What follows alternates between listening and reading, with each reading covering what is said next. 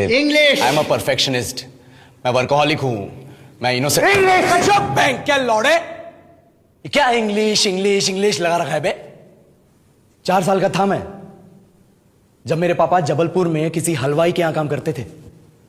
खुद तो कभी स्कूल गए नहीं, इसलिए अपनी गांड घिस घिस के मुझको स्कूल में भर्ती करवाया। अब कहने के लिए तो इंग्लिश मीडियम स्कूल था, लेकिन साले हमारे टीचर लोग खुद हिंदी में बात करते थे। हमारे स्कूल के लड़के एक दूसरे से यो व्हाट्स अप डॉग ऐसे बात नहीं करते हैं। क्या भौंक रहा है तेरा लंडा आजकल है, ऐसे गले मिलते हैं। किसी तरह रट्टा मार मार के 10th तक पहुंचे तो पता चला कि जिंदगी में सफल होने के लिए एक ही तरीका है, और वो है इंजीनियरिंग। सब यही कहते थे, माँ बाप, टीचर लोग, गली का वॉचमैन भी हमसे पूछता था, और भैया कैसी चल रही है आपकी तैयारी, भग बेंचो तुमको क्या करना है। इसलिए हमारे स्कूल के बच्चे हम सब पहुंच गए बकरों की तरह, मैं IIT, मैं NIT। अरे जिस बच्चे ने अपने बाप को जलेबी तलते देखा है वो तो यही सोचेगा ना कि जिंदगी में पैसा ही सब कुछ है। I did not choose this engineering life, sir, and neither did this engineering life choose me. It was shoved down my throat by my teachers while my hands were tied to my back by my friends and my parents watched in silence.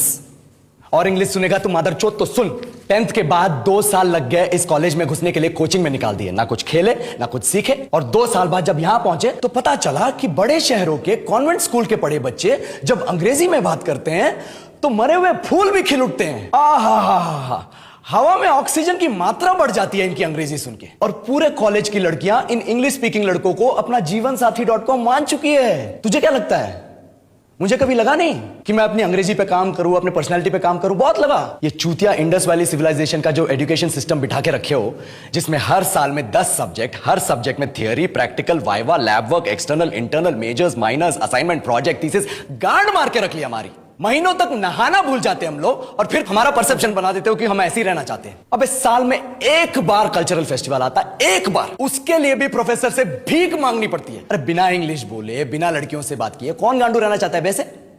पर time कहां है कुछ सीखने के लिए? लगे पड़े हैं कोडिंग सीखने, 3 लैंग्वेज सीख रहे हैं, अलग अलग इंग्लिश छोड़ के। लेकिन जब प्लेसमेंट्स की बात आई तो सबको एप्टीट्यूड चाहिए, पर्सनैलिटी चाहिए, इंग्लिश स्पीकिंग चाहिए। It is not that we can not speak English, sir, we are just very conscious of our diction and our pronunciation, and we are not confident to speak in front of anyone else. If the curriculum was a little bit diverse, if the engineering colleges in our country focused on our all-round development instead of functioning like a goddamn factory that is just mass producing robots by killing their dreams and handing out degrees, I would not be sitting here in this pointless HR interview, the likes of which exist only in our country. ये लो sir, बोल दिया मैंने 4 और line अंग्रेजी में। अब बताइए, क्या मैं आपके मल्टीनेशनल कंपनी के लायक हूं? Do I have the potential to be a slave of your esteemed organisation? क्या हुआ? टाइम क्या हुआ है? एक्सक्यूज मी, तेरी घड़ी में टाइम क्या हुआ है? 6:30। इसकी घड़ी तो चल रही है यार, मुझे लगा घड़ी खराब हो गई। समझा नहीं? मैथ्स कमजोर है। नहीं तो? तू सुट्टा ब्रेक पे गया था ना अभी?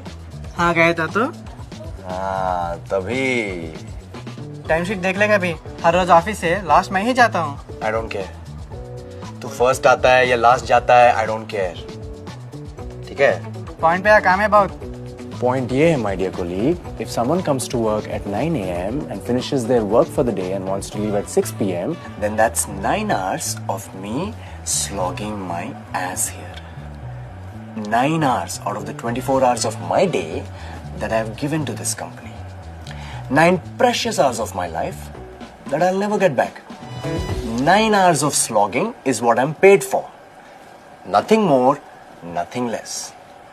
अब प्रॉब्लम ये है कि तुम जैसे लोग रात भर ऑफिस में पड़े रहते हो, ऐसे काम करते हुए दिखाई देते हो, जिससे कि एक इंप्रेशन क्रिएट हो जाता है कि यार ये तो बड़ा हार्डवर्किंग एम्प्लॉय है, ये बड़ा सीरियस है, कमिटेड है, रात भर बैठ के काम करता है। कुछ लोग तो ऐसे ही फ्री एसी और वाईफाई के लिए पड़े रहते हैं। ये अपना सतीश, ये रात भर बैठ के फोन देखता है यहाँ पे। 9 बजे उसका काम खत्म हो जाता है, लेकिन मेल डालेगा रात के 1:30 बजे, ताकि बॉस को लगे ओह ओके ये रात के 2 बजे तक बैठ के काम कर रहा था, बड़ा हार्डवर्किंग है। ये सब हार्डवर्किंग है, ये सब कमिटेड है।